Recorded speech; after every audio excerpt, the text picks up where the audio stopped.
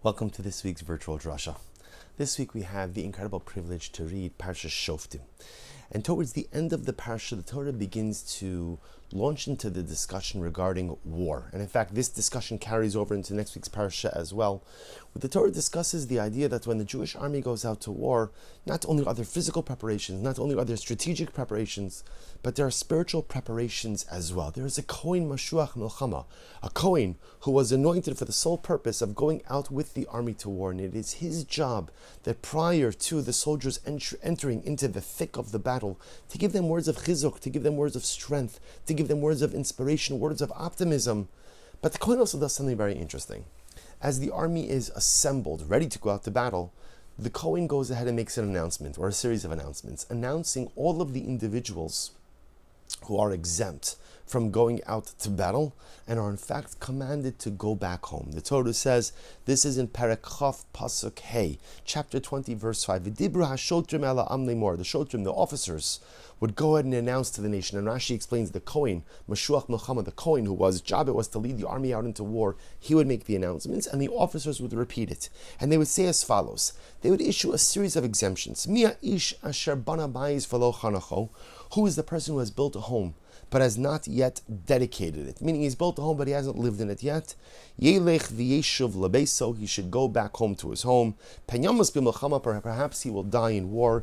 V'ish achar yach nechenu. And someone else will live in it. And then the Torah goes on and says, who is the person who has planted a vineyard but has not yet enjoyed its fruit? Go home. Enjoy your vineyard. Lest you die in battle, someone else go ahead and take over the vineyard. Who is the man who got married but did not yet live with his wife? Go home, lest the soldier die in battle and another man marry his widow.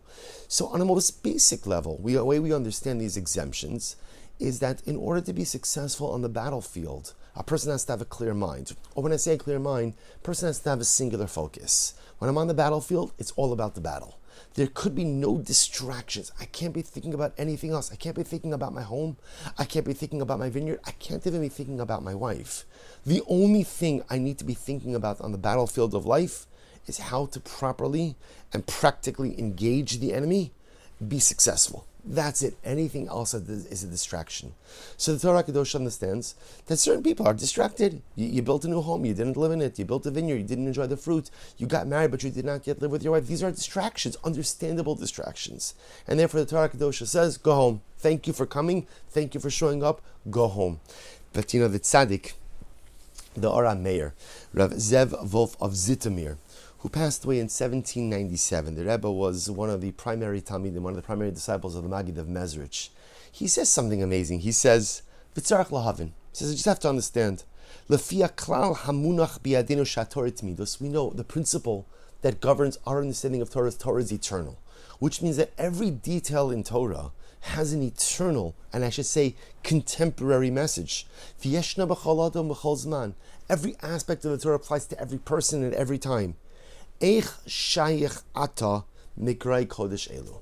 How do these psukim, what do these verses, what message do they convey to us? These are the laws of war. These laws, and again, important laws of war, and it's fascinating to read them, and fascinating to learn them and to study them. But what practical message do they contain for us contemporarily? And the Rebbe leaves it at that. But comes on Rabbi Nachman of Breslov. And the Rebbe says something beautiful. And for today, I'm just going to draw your attention to this first pasuk. Who is the man who has built a home, but has not yet dedicated it, has not yet lived in it? Go back. And the Rebbe says there is a profound life message embedded in these words. I'm going to read it to you. The Rebbe says, Mia isha sher bana bayis. Who is the person who has built a home, but has not yet lived in it? V'lo chanacho. Now, interestingly enough, lo chanacho means he hasn't dedicated it. So if you think about it, Amirat Hashem, a person is zocha to build a home or buy a home. You move in, and what do? You do a Chanukas Habayis, a dedication of the home. That's Chanukot. And that Chanukas Habayis is like the solidification of my entry into this new home. When I do my Chanukas Habayis, I'm moved in. Now it's mine. Chinuch Chanukot means to dedicate something, really means to unlock the potential of something. It's the completion. It's the end of the process. I move into a new home. I make a Chanukas Habayis. This is now my home. So Rabbi Nachman says something absolutely startling. He says, Perish. He says, what does it mean a home? He says a home doesn't just mean a home. It doesn't just mean a domicile. It doesn't just mean a house, a structure. He says the home sometimes refers to the following. Pirish, shehischil lahanhig es atzmo b'anhaga chadasha b'avodasi yizbarach. So the Rebbe says something amazing. The phrase asher bana bayis means a person who has begun something in life. You've begun to build something. Not necessarily a physical structure. I've begun to build something in life. We build things all of the time. I want to build a new behavior. I want to build a new lifestyle. I want to build a new midah, a new character trait. I want to build a new relationship. Mia ish asher bana bayis.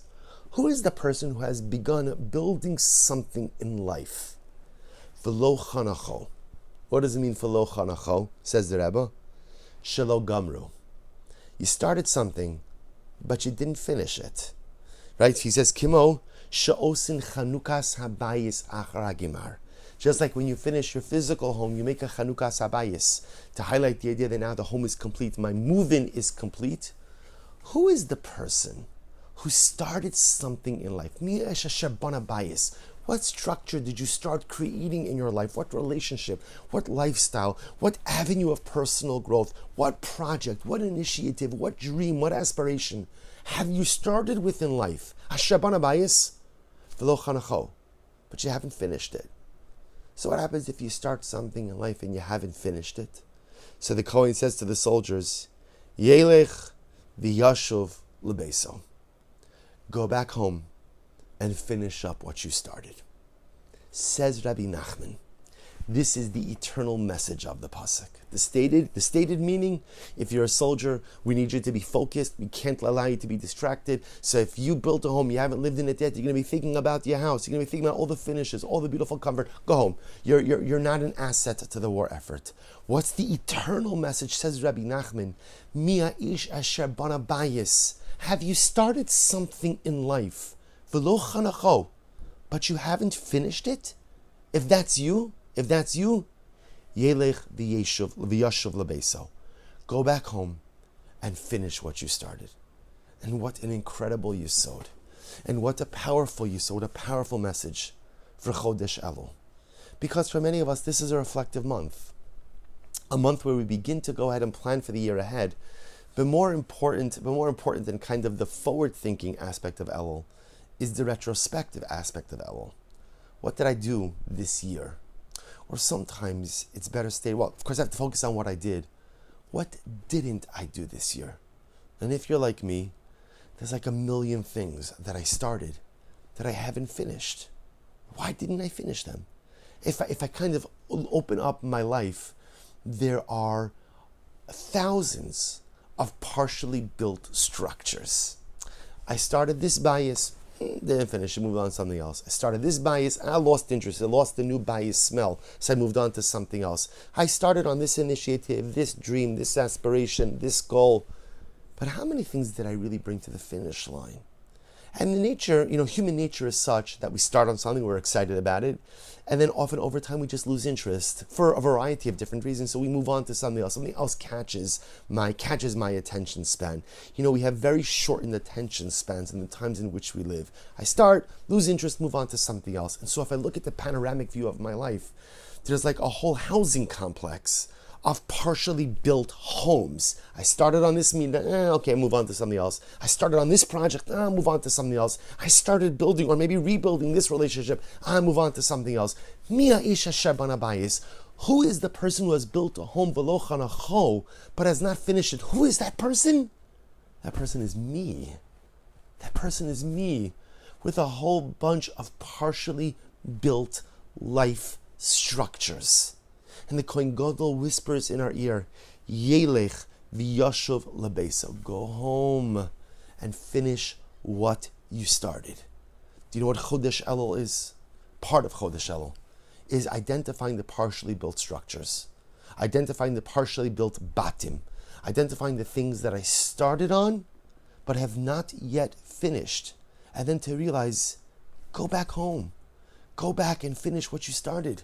Go back and complete the house. Go back and finish off the bias. What a way to end out the year. to, number one, find the courage to identify those housing complexes that belong to each of us that have a whole bunch of partially built homes. And the truth is, sometimes we start building and we stop for good reason, because maybe I realize it's not the right thing to build, or it's not the right time to build. That's okay. It's okay to pivot to other things. But sometimes I just stop because I stop. Torah Kedosha tells us, Elul tells us, identify the partially built structures. Identify the things you have started but have not yet completed. And identify the ones that really are worth the Chanukah Sabayis, that are really worth bringing to the finish line. Sink your teeth into those and finish the job. May we be Zochem Yirtzeh Hashem to internalize this most important message of the battle of life. May we be Zochem Yirtzeh Hashem to return back to our partially built structures. Find the koach to finish building them. Make this a successful Elul. And in Yirtzeh Hashem go into the new year with our fully built dreams, aspirations, goals, and initiatives. Wishing everyone a wonderful Erev Shabbos and a Guten Shabbos Kodesh.